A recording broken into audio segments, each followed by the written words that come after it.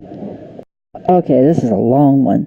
Given 9x squared plus 18x equals 4y squared minus 16y plus 43, identify the conic and get it into standard form. Okay, first we will ID the conic. Remember what we have to do? We have to get the x squared and the y squared terms all on one side, so let's work on that now.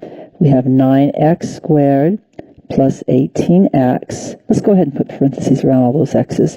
And then, let's see, we have minus 4y squared plus 16y equals 43. All right, so 9x squared plus 18x. Let's put a parenthesis around this guy also. Let's see, that'll be negative 4y squared minus 16y, because the negative on the outside times the negative on the inside makes that positive 16y to the first power, not squared, equals 43.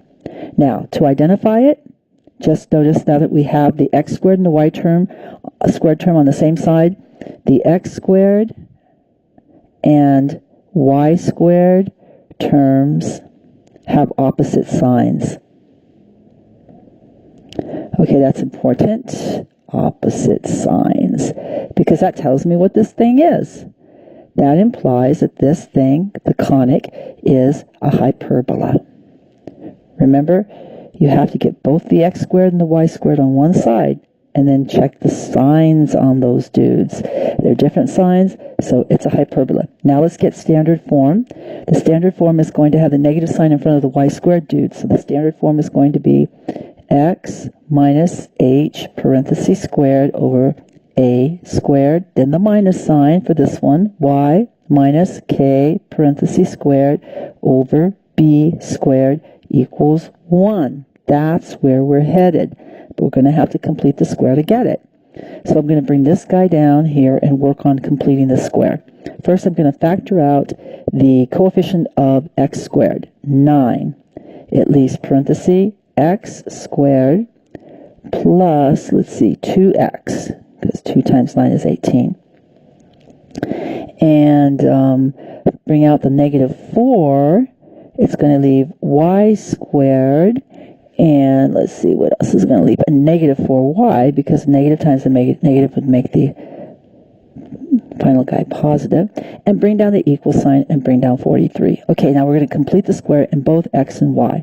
So here we have 9 parenthesis x squared plus 2x plus bracket. 1/2 the coefficient of x is 2. Bracket squared, close that. We're going to do the same thing to the other side in a moment. Minus 4 times y squared minus 4y plus bracket. 1/2 the coefficient of y, which is negative 4, parenthesis bracket squared, equals the other side, 43. Okay, now we have to add the coefficient 9 times half of 2. Half of 2 is 1 squared. And we have to, let's see, we have to not add but subtract 4 times 1/2.